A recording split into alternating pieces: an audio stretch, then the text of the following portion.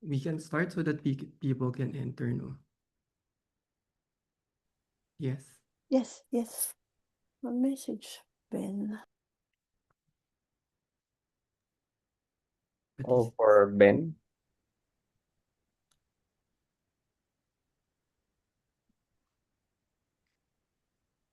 I'll start so that we can allow people to enter.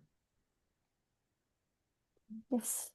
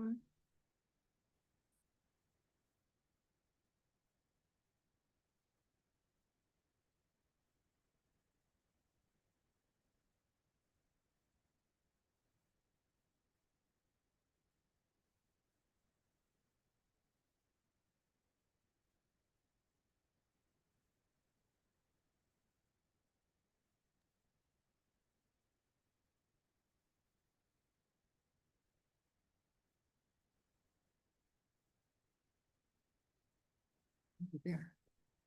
Hi, good morning, Ben.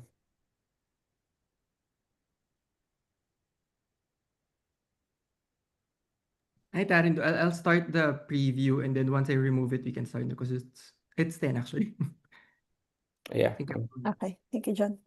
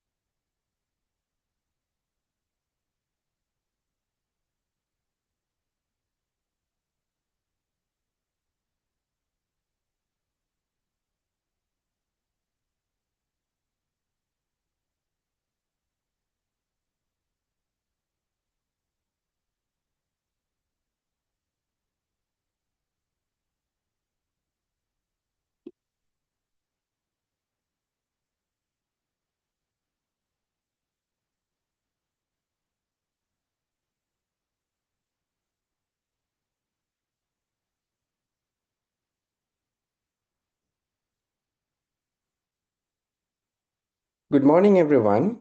On behalf of Asia Network for Free Elections and the Special Advisory Council for Myanmar, a very warm welcome to all of you joining us live today.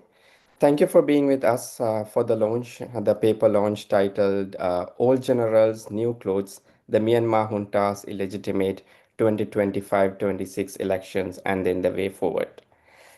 Over the past year, both ANFREL and SAC-M have been closely following the developments related to the junta plans elections. In September, ANFREL issued a report, and also in December, SAC-M also shared the initial analysis highlighting concerns around the credibility of these particular elections, particularly in relation to the pre-election environment and the situation in the country since the 2021 military coup. Today's report, the paper built on the work that we did in the past, bringing together evidence-based finding across different phases of the junta stage electoral process, along with the reflections on way forward. So you will hear from the more reflections on the way forward from our speakers very shortly. And also, I would like to share that the report is now available via online in our ANFREL and SAC-M websites. For those who are joining in Zoom shortly, we will also share the link that so you can have the access to our full report. You will also hear from our speakers the most of the things that we have mentioned in our paper as well.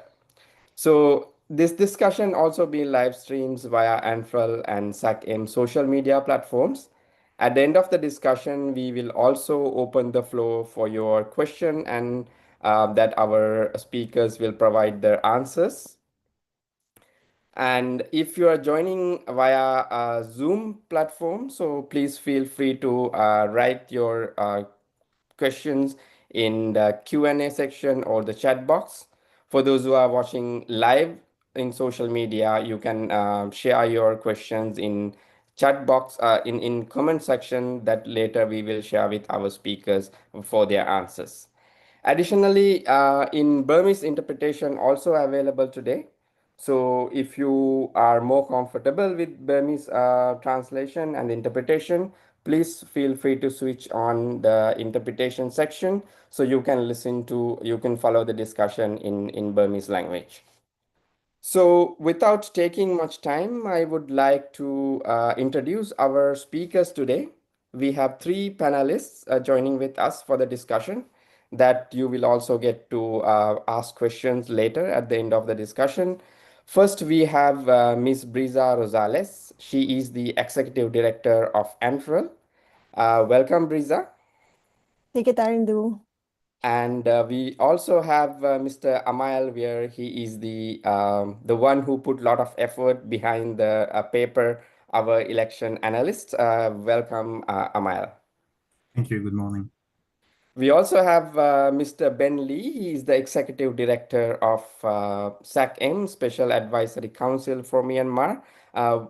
Good morning, Ben.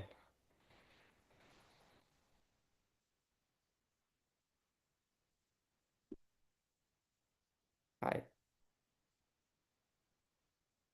All right.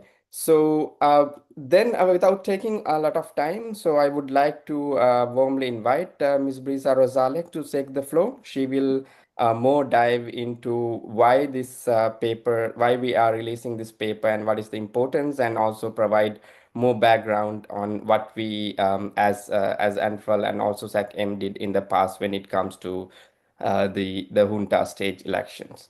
Floor is yours, Brisa. Thank you again, Tarindu, and good morning again, everyone, especially to those our participants in the Zoom and to those watching us live in different social media pages. Thank you for joining us today. So just like what Tarindu mentioned, we are here to launch the paper, the joint assessment of the Asian Network for Free Elections, ANFREL, and the Special Advisory Council for Myanmar, we call them SACM, on the recent elections in Myanmar. So, of course, this partnership has been very vital because it allowed us to bridge ANFREL's regional expertise in election observation and with SACM's legal expertise and investment and deep regional contextual and analytical understanding of Myanmar. So this assessment is not only grounded in evidence, but also reflective of the lived realities on the ground. And at the same time, this report also builds on our earlier work because last year in September, ANFRA released an initial assessment examining the pre-election environment and raising serious concerns about whether the conditions necessary for a credible electoral process were present. So at that time, we were already seeing warning signs, restrictions on political participation. We have also highlighted the shrinking civic spaces and institutional arrangements that raised fundamental questions about independence and integrity. So today's report takes that analysis further because it reflects on what has actually happened, and what has happened confirms those earlier concerns. So now let me begin with a question that may already be on your mind. Why are we publishing this report given that ANFREL and SACM did not deploy an actual election observation mission? Because this is an important question. Because election observation is not simply about being present. It is not about showing up for the sake of it, because observation is meaningful, of course, only when there is a genuine electoral process to observe, one that meets the minimum democratic conditions, including competition, inclusiveness, transparency, and respect for fundamental freedoms as articulated in the Declaration of Principles for International Election Observation. So in Myanmar, just like what we have highlighted last year, these conditions were not present. And deploying observers in such a context risk doing more harm than good. So it risks normalizing a process that lacks credibility and inadvertently reinforcing a narrative of legitimacy. So rather than observing, of course, we made a deliberate and principled decision. We chose to assess. A continuous assessment since last year until the phases of the election. So this assessment is grounded in the long-term engagement in Myanmar, at least for ANFREL, because we did the election observation mission in 2015, 17, 18, and 2020. And then it is also informed by a lot of extensive desk review and consultations with civil society, pro-democracy stakeholders, and political actors, many of whom continue to operate under extremely difficult conditions. So the elections organized by the Myanmar junta cannot be considered legitimate. And just like what we highlighted during our September assessment, so this is not a political position, of course. It is an evidence-based conclusion. And now that the elections have taken place, the evidence is even clearer. Because if we take a look again at the rules of the game, these elections were conducted under the 2008 Constitution, a framework designed by the military itself. So these constitutions guaranteed the 25% of the parliamentary seats to the armed forces, and it gives them the veto power over constitutional change. So even under normal circumstances, this already limits the genuine democratic participation or competition. But even this framework was undermined because following the 2021 coup, the junta extended emergency rule for far beyond what the Constitution allows. So in doing so, they violated the very legal basis they now use to justify these elections.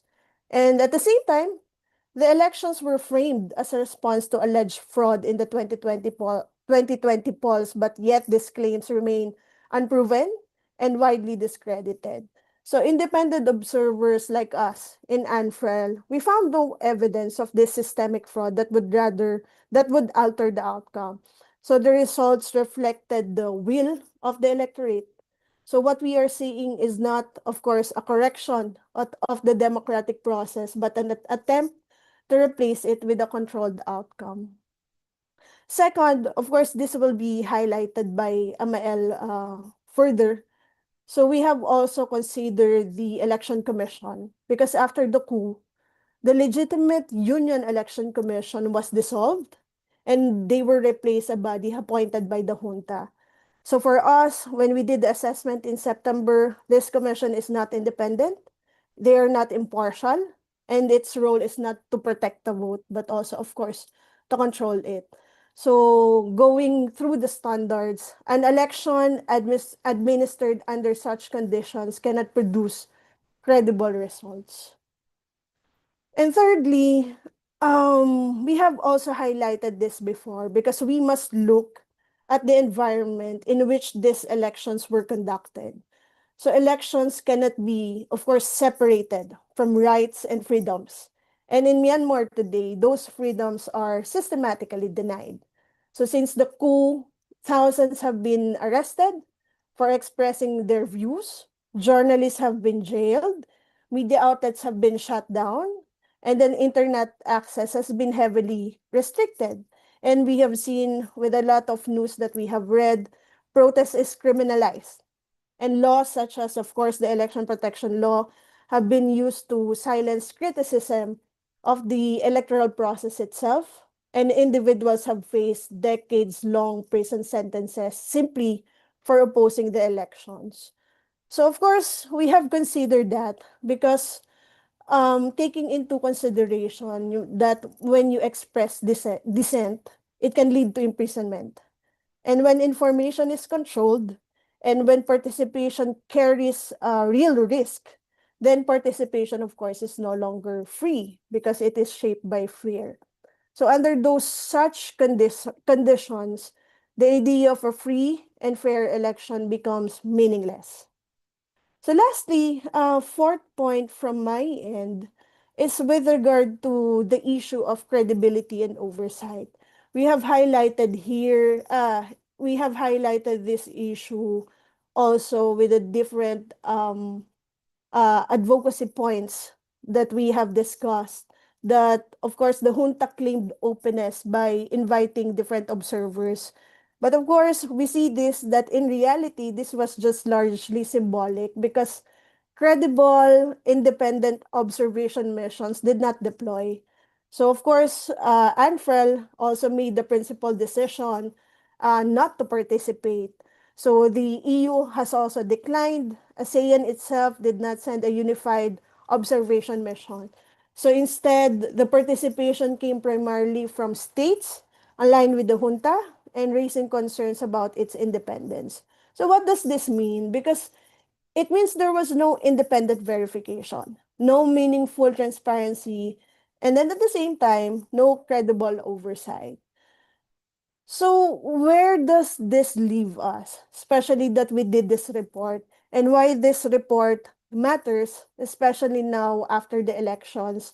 Because we recognize that civil society actors in Myanmar have long been documenting these realities and often at great personal risk, and they are not behind. In many ways, of course, they are ahead.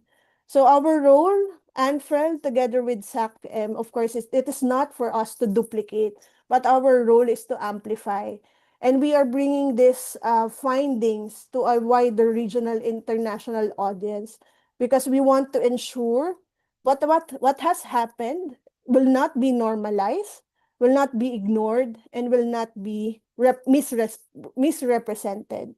So, of course, from ANFREL, elections cannot be reduced into a mere procedural exercise because for an electoral process to be considered genuine, of course, it must be according to different standards, at least to the DOP standards, and it must be competitive, inclusive, and at the same time conducted in an environment where fundamental freedoms are respected. So based on the evidence assessed in this report, these conditions were not present in Myanmar, and what we have seen is not an election that reflects the will of the people, but a process that fails short of international standard and therefore lacks democratic legitimacy. So for us in ANFREL, again, as an organization committed to electoral integrity across Asia, ANFREL believes that it is our responsibility to speak clearly, grounded in evidence and principle. Hence the report, together with SACM, and this is part of our commitment. So right now, back to you, Tharindu, for the other speakers to share their insights as well. Thank you so much. Yeah, thank you. Thank you very much, Biza, for your initial insights on why this election is illegitimate and then what conditions that made it, explaining about that as well. I think now it's time to more deeper dive into what happened during these three phases of the elections. Amal, it's the floor is yours. Thank you, Tarindu. You should see my presentation on your screen now. Let me know if everything's okay. Um,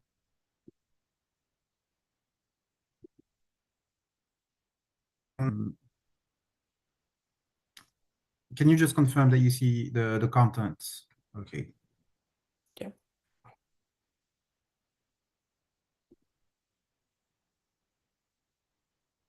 Wait.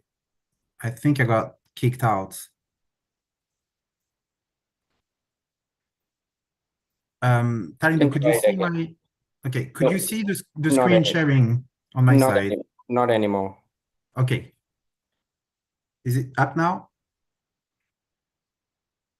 Okay, so I will be discussing some of the details that we have observed indirectly. We were not in the country, but we relied a lot on reports from inside the country. So we're especially thankful to independent media, civil society organizations, and CSOs that reported from within Myanmar. We also have supplemented those findings with our own interviews with stakeholders and with our own analysis.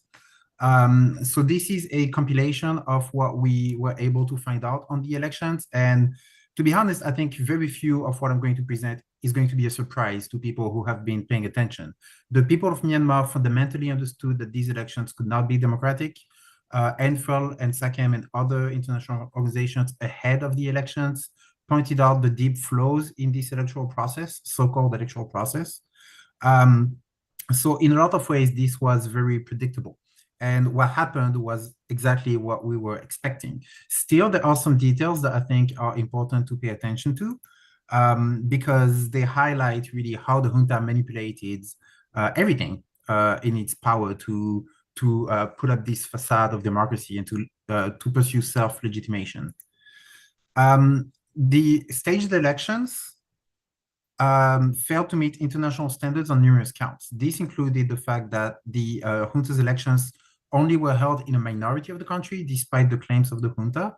They were held under a very restrictive legal framework that stifled criticism, and there was no genuine political competition either.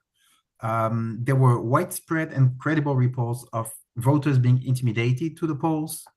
The junta, as mentioned by Brisa earlier, installed its own election commission, as well as designed an electoral system that was very favorable to the military-aligned USDP party.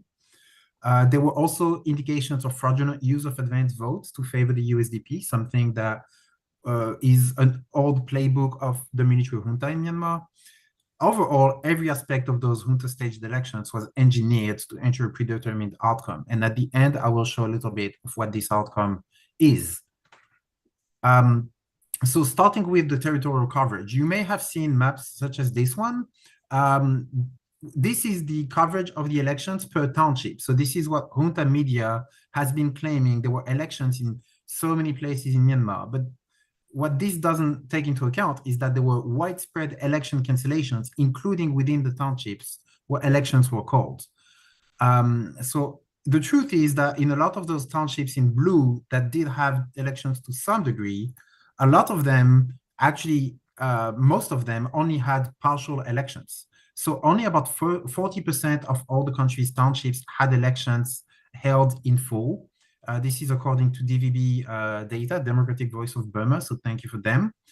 And then you had a lot of townships that either had elections in part of the township or elections in really just a few urban areas, and everything else outside the city center, people were not able to vote because of conflict or because simply the junta was logistically incapable to organize those elections because it did not control the area or because it was conducted military operations instead of elections. These really went hand in hand in many places. And then you had 67 townships that had no elections whatsoever. So when you actually update the map that you have on the left to reflect those cancellations, there's a lot more red. This is when you break down by village or village tract or ward. Again, credit to, okay, my PowerPoint got kicked out, it looks like. We'll try again. There we go. So credit again to DVB for making this map. You can see that a lot of the country did not have elections in any aspect. I will also point out that all of the infographics that you are seeing are all in the report. So I'm just trying to show you visualizations of the data so that it's a little bit more interactive.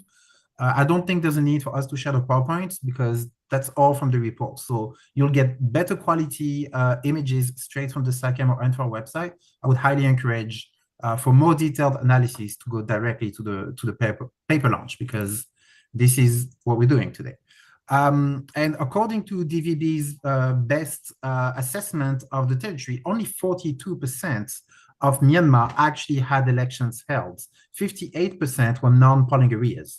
I do have to mention here that this is a high-level estimate, not necessarily an exact measurement. This is simply due to the nature of mapping tools at the local level.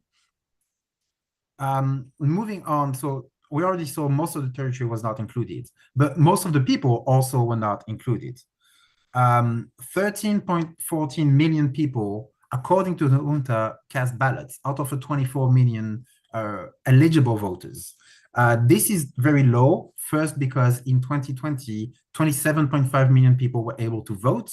So there were more people voting in 2020 than even registered voters in the junta's elections. And then the voter turnout was quite low. This is the official voter turnout, by the way, which stands at 54%, which perhaps it's not a coincidence that it sits just above the 50% symbolic threshold. Myanmar's election laws does not require a minimum voter turnout, but of course, politically, we know that Min Aung Hlaing for years has been touting an over 50% participation rate. So we don't have evidence that these are doctored figures, but we have suspicions that it might not be a coincidence. That's as far as we can go at this time. Also, something very important, this 50% voter turnout claim does not align with observations on the ground made by independent media or CSOs. A lot of polling stations were seen to be empty throughout election day, and there were widespread reports across the country of voters being intimidated so that they went to vote at gunpoint or under pressure from junta administrators. Some of these examples of intimidation included people being pressured with threats ranging from denial of travel documents or guest registration privileges to their businesses being forced to close, or even the children of family members being drafted into the military. So a lot of people really expressed the fact that they did not vote because they wanted to, they voted because they had to. And it was really more self-preservation than anything else that a lot of people went to the polls. Regardless of the junta's claims regarding turnout, very few people actually were looking forward to those elections. You had people who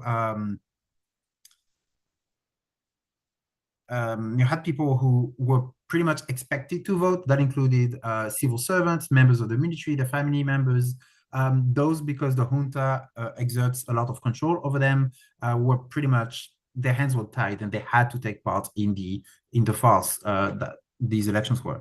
I also want to mention that especially vulnerable groups of people, including internally displaced people, migrant workers, and students, were targeted and often pressured into advance voting.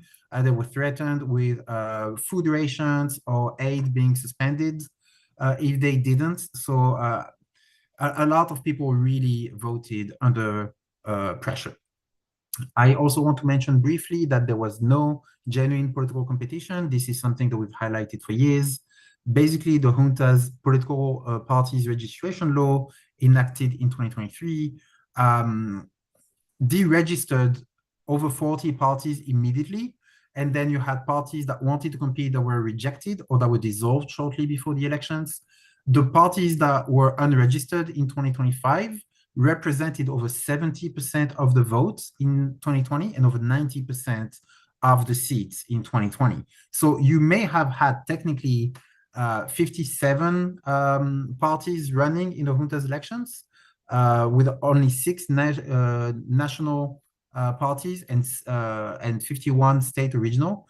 But the truth is those parties were co-opted by the junta. They were often aligned with junta or militia proxies.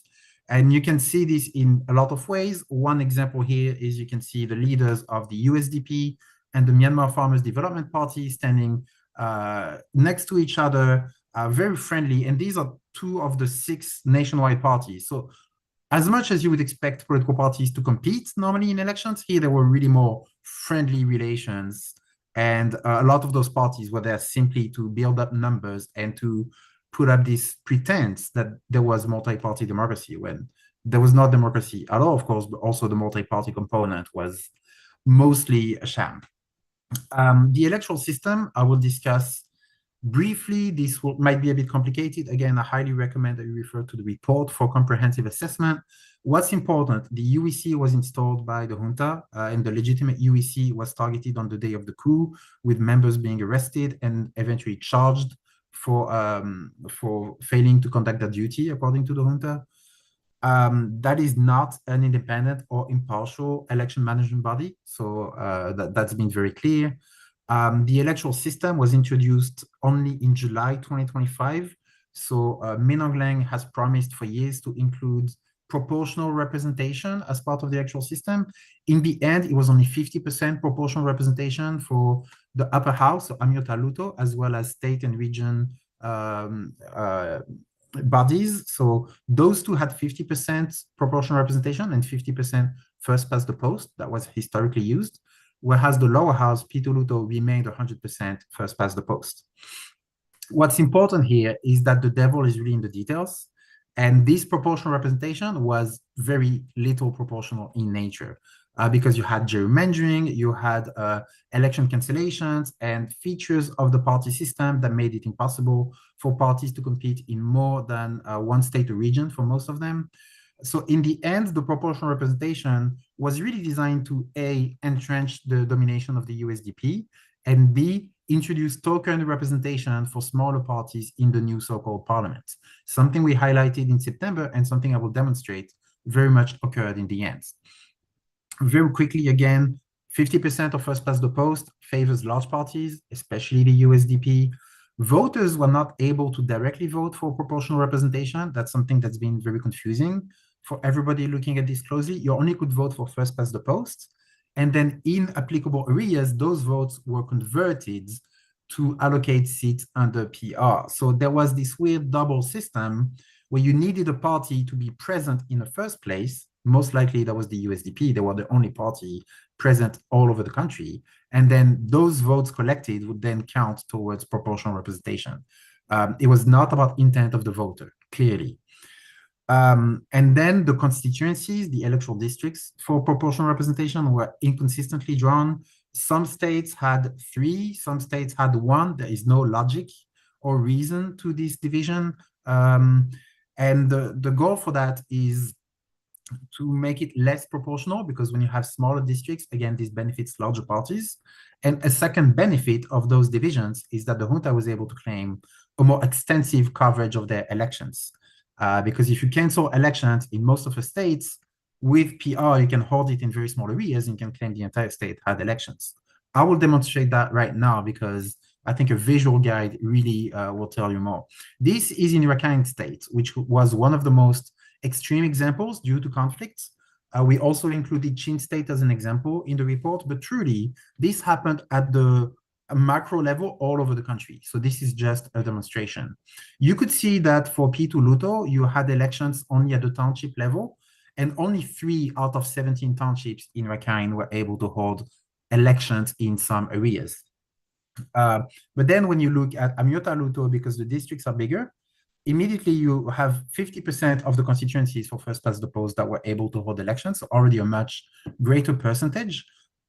Northern Rakhine especially, since you only had Sitwe in blue in the north, and that was only urban areas of Sitwe, but then that got converted into a bigger area for first past the post, and then for proportional representation, the entire state was technically able to vote, or at least all of the representatives under the electoral system were elected, even though a very, very small part of the state was able to vote. So this is how the junta is able to claim extensive coverage, when really it's not at all in practice the experience of people. So Sitwe, a few thousand people in Sitwe decided for all of Northern Rakhine, is basically what I'm trying to say. And this is something we've seen again and again.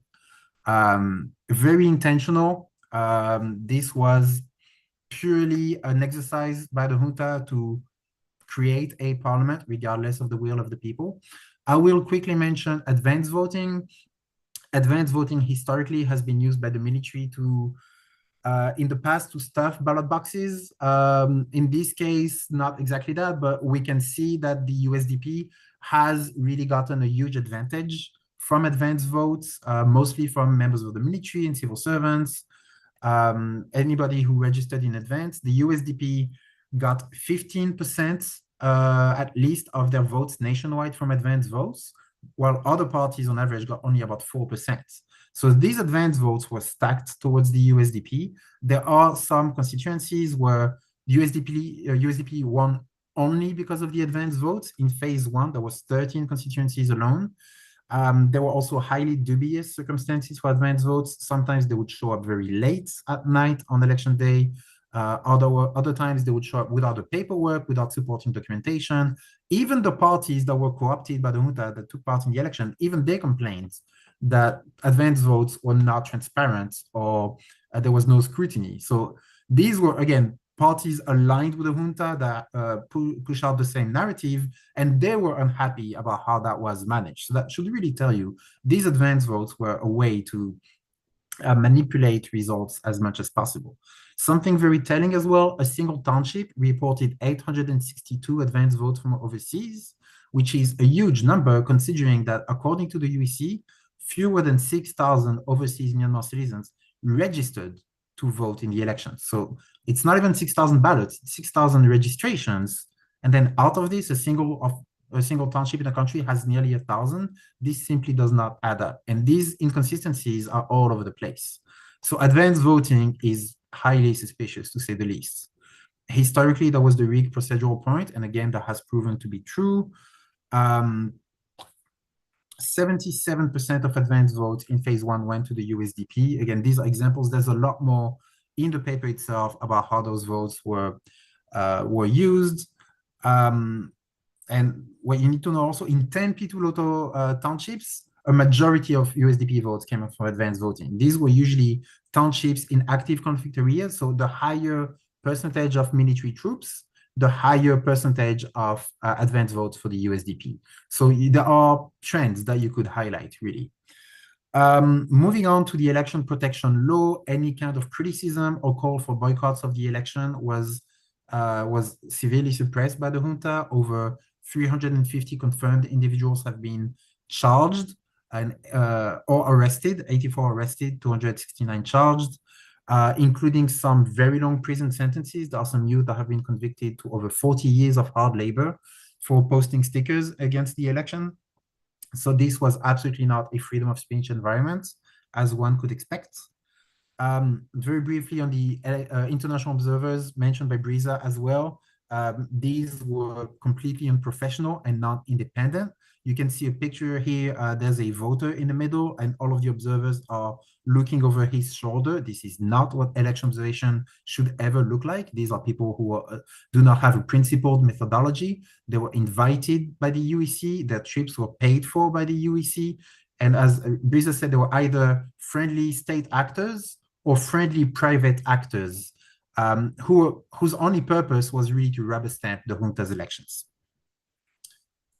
And then the outcome, of course. With all of those caveats, we expected the USDP to win. And I'm really putting quotation marks on winning because these were not fair elections by any measure. But the USDP, in fact, did win according to the UEC, and over 80% of seats in the national parliament, of elected seats, went to the USDP. So there's a lot of green on the map, and there's a lot of green in parliament, with the darker green being the military appointees. And you can see only a few seats really went to other parties. This is P2 Luto, so this is the most majoritarian system, but heavy domination of the USDP. There's no contest in this new parliament. Same thing at the Amyota Luto level. Again, a lot of green. You can get a better look at the maps in the paper again, but what's especially interesting on the map on the right for proportional representation is that in every single district, the USDP either came first or came tied for first. So this proportional representation, again, favored the USDP more than anybody else, as we expected and as we warned about back in September. And then the makeup of Amyota Luto is slightly more diverse, but really not that much. You have overwhelming domination of the USDP and the military appointees. Again, that was the point. Same thing for state and region Lutos. In this case, for proportional representation, there is exactly one district in the entire country where USDP came second. All of the other ones, the USDP came first again. So the makeup of those new parliaments similarly is very, very USDP. You can see all other parties together only amount to the same number roughly as the military appointees. So the domination of the military is complete in this new parliament. that was to be expected. However, something that has been a little bit lost in the coverage, and something I really want to highlight, if there's anything that I would like you guys to leave with today, is that most voters in the junta's own elections rejected the USDP. So there might be several reasons to that. One is that likely voters were pressured to the polls, but not necessarily in the polls. So they might have some agency in the polling booth to vote anybody but USDP. The people who went to vote at gunpoint knew basically the USDP. The other parties had very little visibility, but what mattered is that they were not the closely associated to the junta. So this is especially telling that only about 44-45% across all elections across the country went to the USDP, with the majority going to other parties. But again, this is sufficient to dominate the junta's parliament. So this is food for thought. People were forced to vote. There was a lot of intimidation, pressure, harassment, and still they reject the USDP. So credit to the people of Myanmar and to their resilience, because I think that's especially telling. Thank you so much for your attention. Thank you very much, Amal, for explaining about all the technical details of this junta stage elections. And now I would like to invite Ben Lee, the Executive Director of SAC-M, to discuss more about the way forward and then the recommendations that we presented in our paper.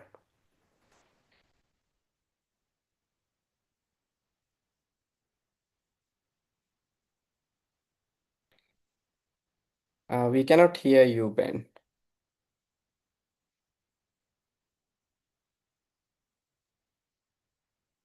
No, I think there is some technical issue with your microphone. Okay. I think Ben is muted. Yeah. Yeah. Thank now. you. Great. I've just been Right. unmuted. Yeah. Well, thank you all of you for joining us today. And SAC-M has very much welcomed the opportunity to partner with ANFREL in this report, and we're incredibly grateful to Amail as our lead writer.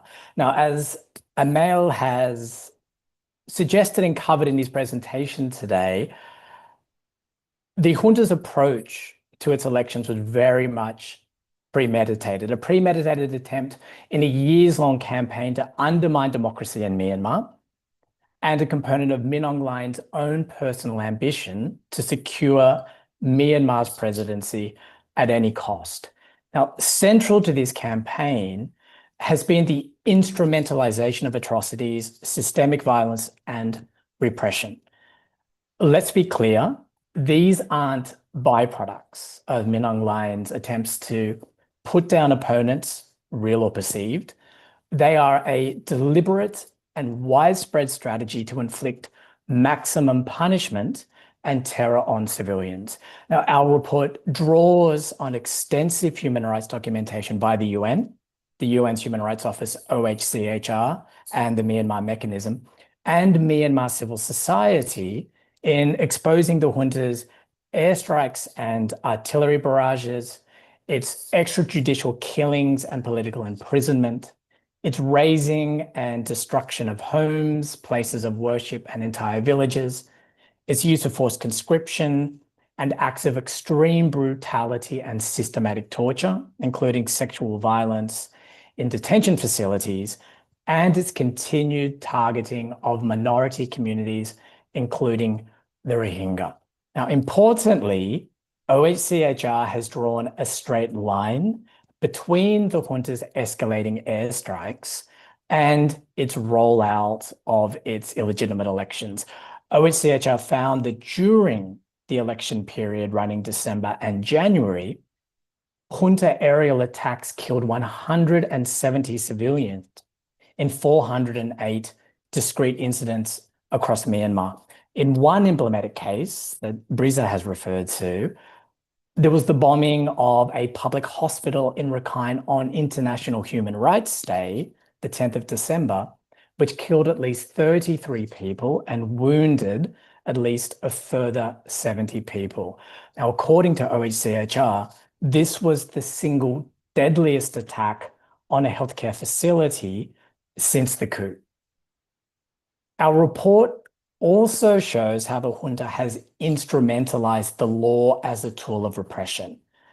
We explore the junta's use of laws pertaining to forced conscription, to the registration of NGOs, counterterrorism, and cybersecurity, among other laws, as a means of bolstering its ranks, destroying dissent, suffocating fundamental freedoms, and building a surveillance state. And then, of course, as both the Mail and Brisa made reference to, there's the election protection law and its imposition of severe draconian punishments for any criticism of or interference with the junta's staged elections. And again, as Amael and Brisa have made reference to, in just one emblematic example, 3 young people were sentenced to jail terms ranging between 42 to 49 years with hard labor for putting up anti-election stickers in Yangon. Now, 2 things follow from this widespread and systematic violence and repression. Firstly, all of these atrocities were conducted in full view and with the full knowledge of the international community. The UN Secretary General, the UN Special Envoy for Myanmar, Julie Bishop, the UN High Commissioner for Human Rights, Volker Turk, all issued warnings against these elections and warnings of the spike in violence that would inevitably accompany them. So countries can't claim ignorance. Secondly, it is beyond absurd that the junta's parliament, as a lawmaking body, can draw even a passing glance of seriousness when the junta has for years employed violence as a policy and has manipulated the law as a repressive tool. In short, any country that confers legitimacy on the junta is complicit in its crimes. So what's the alternative? Well, drawing from SACAM's Myanmar's Way Forward report, which we published last December, our new joint report showcases Myanmar's legitimate pro-democracy movement as the only viable path towards a stable and inclusive federal democratic union. We explore recent developments at both the subnational and union levels toward a shared vision for a federal union built on civilian governance, self-determination, equality, and justice. And it's with astonishing resilience, as Amal said, that it is the Myanmar people who are expanding governance and who are forging a new democratic path, as their widespread rejection of the junta's empty elections showed. Now, based on direct consultations with Myanmar communities in person and via a questionnaire, clear points of cohesion do present across the revolutionary movement. These include agreement on the permanent removal of the military from Myanmar politics, on ethnic equality and self-determination, respect for the rule of law, human rights, and fundamental freedoms, the importance of unity and coordination among revolutionary forces and actors, and delivering justice for survivors, including through accountability. Drawing on these same voices, our report concludes by setting out actions that the international community, including ASEAN and UN forums, must take to support the Myanmar people. And among these actions, the international community must strengthen its formal engagement with legitimate representatives and institutions, including the newly formed Steering Council for the emergence of a federal democratic union, with ethnic organizations and councils, state units and alliances, Myanmar civil society and minority communities. It must also reverse funding cuts and scale up financial, technical, and capacity building support to revolutionary actors, including, again, civil society. It needs to expand its coordination to support the delivery of humanitarian assistance. And importantly, it has to support the inclusive negotiation of a new federal democratic constitution that genuinely reflects the will, interests, and aspirations of the Myanmar people. Now, at the same time, on the other side of the coin, the international community also needs to intensify coordinated measures against the junta to put a stop to its atrocity crimes, to secure the release of political prisoners, to ensure the flow of humanitarian assistance. A tightening of the screws on the junta must block its access to cash, munitions, jet fuel, dual-use items, surveillance technology, and also see an outright rejection of the junta's illegitimate elections and a refusal by states, ASEAN, and UN forums to confer legitimacy on the junta in its current or in any future form. Finally, the international community must also hold Min Aung Hlaing and other senior junta members to account and finally put an end to the decades of impunity that has enabled repeated cycles of violence and political upheaval without consequence. Here, ASEAN members have a particularly important role to play, including by cooperating with the International Criminal Court when, as widely expected, it publicly confirms the issuance of an arrest warrant for Min Aung Hlaing. The Philippines, current ASEAN chair, showed its commitment to international law when it facilitated the arrest and transfer of former President Duterte to the ICC for alleged crimes against humanity. It must extend the same cooperation to the ICC concerning Min Aung Hlaing. And other ASEAN members should follow suit. We've seen the appointment by Timor-Leste of a prosecutor to explore potential proceedings against the junta and Min Aung Hlaing for war crimes and crimes against humanity.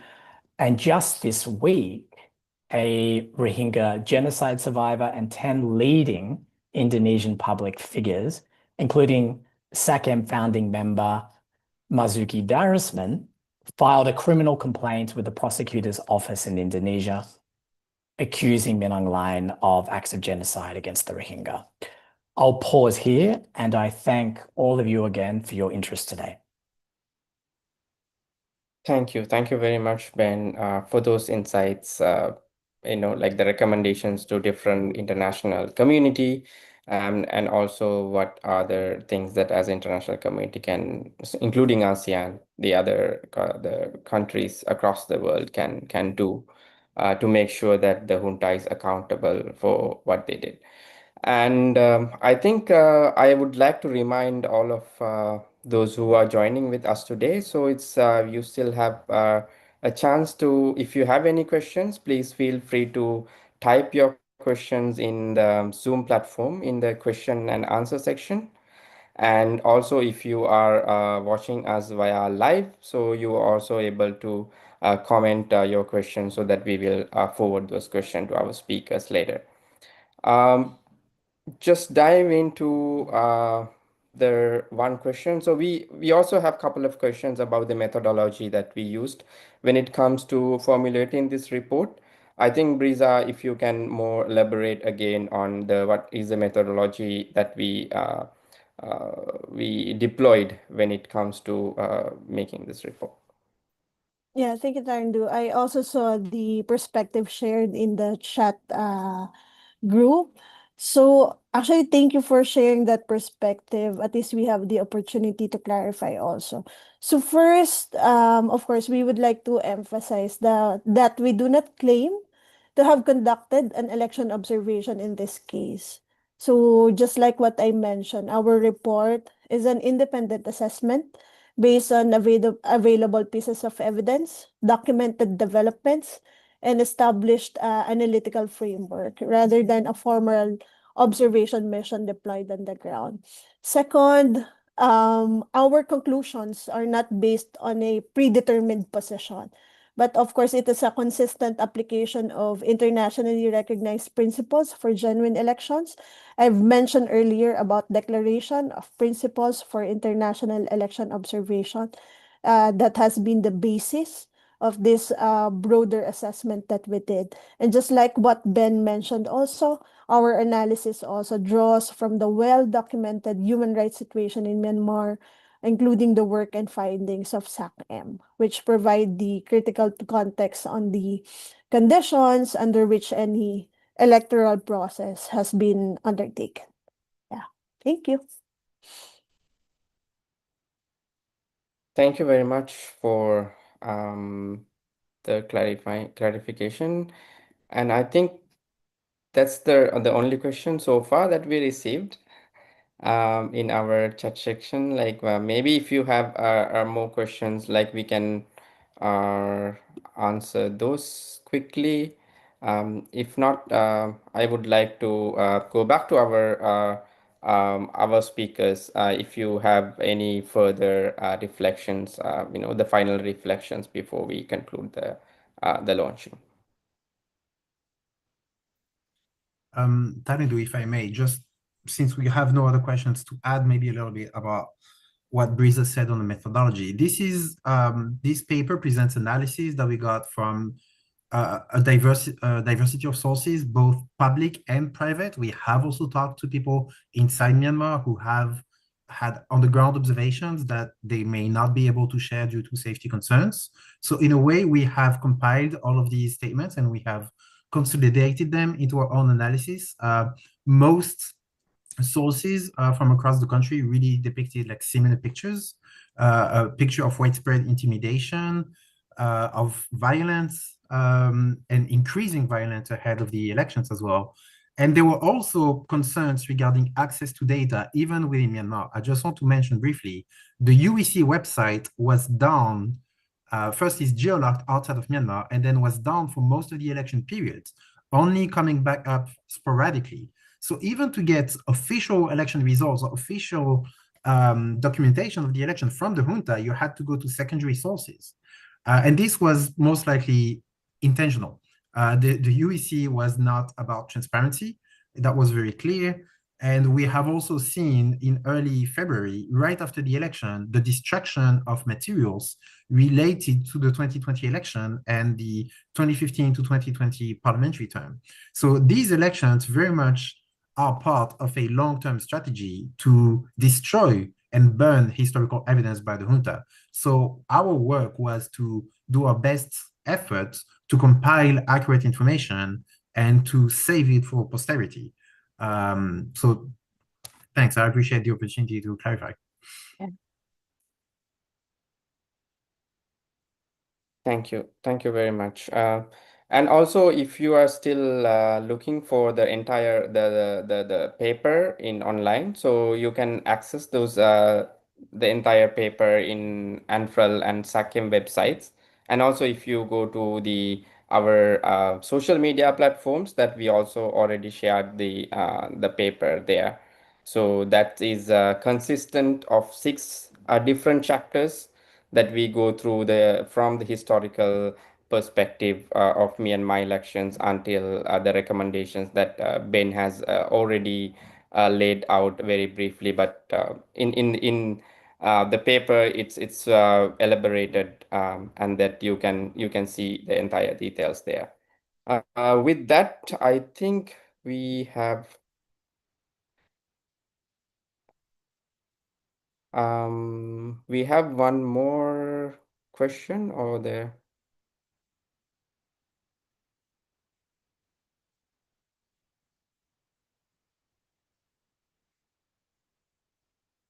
We have one question about ASEAN, and then it's their non-interference principle. And then also, I think earlier in the presentations, Brisa and Amail also mentioned like some of the countries, the junta aligned countries have showed up as international observers. About that, like I think the discussion is mostly focusing on ASEAN and its non-interference, uh, the method, the principles, and whether ASEAN has enough capability to pressurize the junta at the end of the day, like to go back to the more democratic principles. Ben, do you want to answer the questions, ability of ASEAN when it comes to pressurizing junta?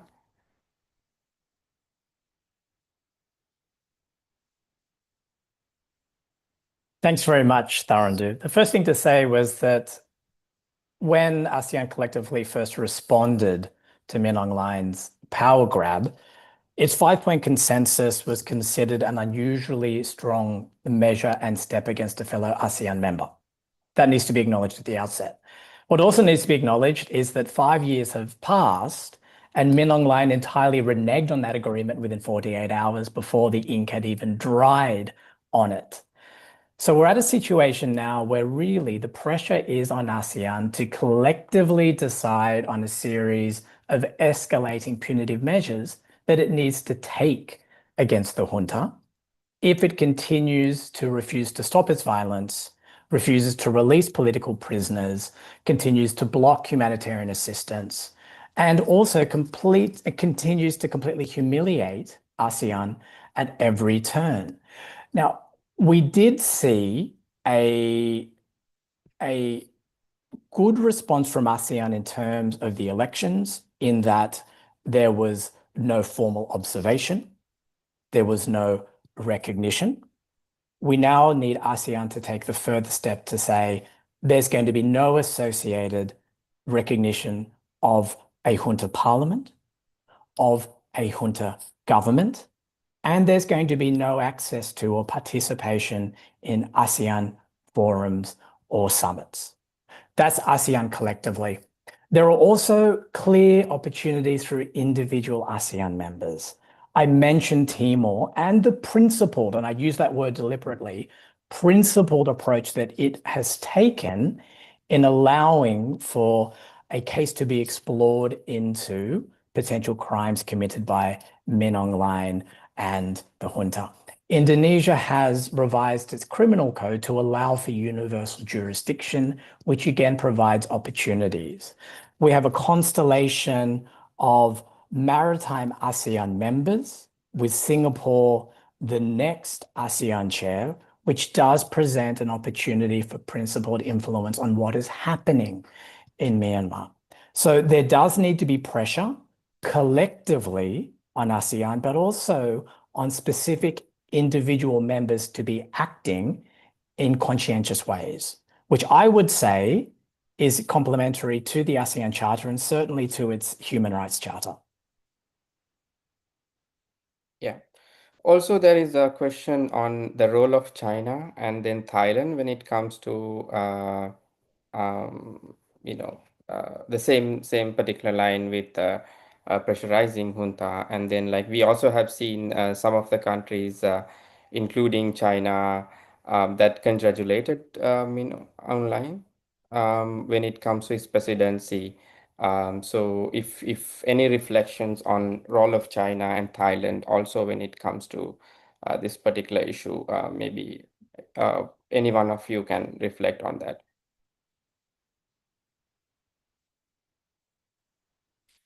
I'm happy to say a few words, but I think the position of both countries is predictable, has been in line with their attitude in recent years.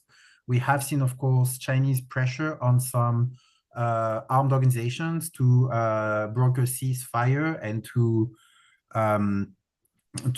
lower the state of conflict against the junta in some areas.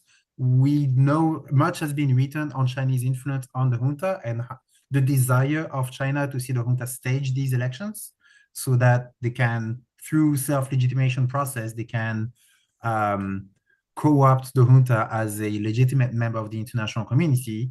And that has been seen. China sent its special envoy for Asian affairs as an observer, as a so-called observer to the junta's elections in December.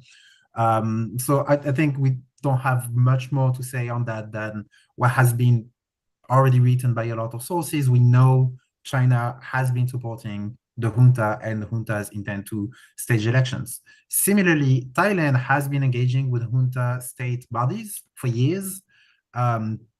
Even so, Thailand did not technically send observers from Thailand to Myanmar for the elections. However, the Thai ambassador and embassy staff in Yangon very much did observe all three phases of the elections with accreditation from the UEC. In previous years, the UEC was also invited to the Thai Senate election, I think a couple of years ago. So they have been engaging with each other. There's not really a surprise there. And we can see, so before the election, the Thai Foreign Minister expressed the hope that this junta staged election might open dialogue similarly to the 2010 election, which is, of course, junta narrative. So Thailand has been a little bit ambivalent, but ambivalent more on the junta side, because a lot of the junta narrative was taken by Thailand. And we saw on the very first day of the sitting of the Pitu Luto, there was a delegate from Thailand who came and embraced literally Kim Yi to congratulate him on his accession to Speaker of Pitu Luto. The Foreign Minister of Thailand was one of the first to congratulate Min Aung Hlaing, and now Anutin Charnvirakul, the Prime Minister of Thailand, has become the first country leader of ASEAN nations to congratulate Min Aung Hlaing on acceding to president. So this is a long-term strategy. I don't think there's much new that needs to be said, but it is clear there has been support from those two actors. Thank you. Yeah. And also one more question with regard to the international assistance, what kind of approach that the international community should take when it comes to providing the humanitarian assistance to Myanmar people, and then how it should be handled. There's a question on that as well. If any one of you want to take it.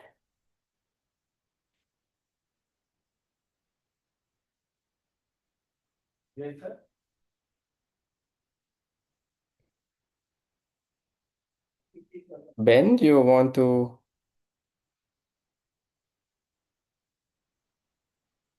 Thanks, Tharandu. Again, I mean, there are sort of very live and extensive discussions about humanitarian assistance. The first point there is to acknowledge the fact that the junta has for years, for decades really, implemented a very deliberate policy of weaponizing humanitarian need for military advantage. Now, we've seen this through natural disasters. We've seen this through a deliberate blockage of access. We see it through restrictions on UN and other humanitarian organizations. So that's our starting point. The extension of that is there are opportunities for humanitarian access, and these need to be explored by the international community in creative and in principled ways. There are very long established humanitarian organizations, local Myanmar organizations that have cross-border relationships. So cross-border is an immediate way in. This also needs to be done in partnership with ASEAN and with neighboring countries, again, in principled ways. And this also has a core component for the UN. Now, as we say in our report, there's recently been a new resident and humanitarian coordinator who was highly respected, appointed to Myanmar. This is a really positive step, and it again drives home the opportunity and the need for very strong, principled UN coordination in the way it delivers its services, but also in the way it's going to approach engagement now that the illegitimate electoral process has ended. Tharandu, sorry. Yeah, Brisa. Yeah. Yeah, I You can- just wanted to add, because I also read the question that on how, or what's the question again? How should the Burmese people demand and act on this? Just to answer that question, because for the people of Myanmar, the most effective demands are likely to be very clear and concrete with regard to your messaging, and at the same time, practically don't stop and continue to document abuses, support independent media and civil society, and engage, of course, ASEAN and UN mechanisms. Because looking back, just like what Ben mentioned in the Philippines, when the arrest of former President Duterte happened, it actually it was produced by the nonstop documentation made by the civil society and media. That was the product of a clear documentation. So don't stop documenting until you find the best opportunity. So to make it happen. Yeah. Okay. Thank you very much for all the questions and then for the answers. I think with that, we can conclude our report launch. As we mentioned earlier, report is available in SAC-M and ANFRAL websites that you can download and then read the entire report. So with that, we will conclude. Thank you very much for joining us today. So ANFRAL and SAC-M both will continue to advocate the recommendations that we made through this report, and then we will be continuing to work with the civil society, regional and other international stakeholders to make sure justice, is for Myanmar, people of Myanmar, and then to see the more democratic Myanmar. Thank you very much for joining us today.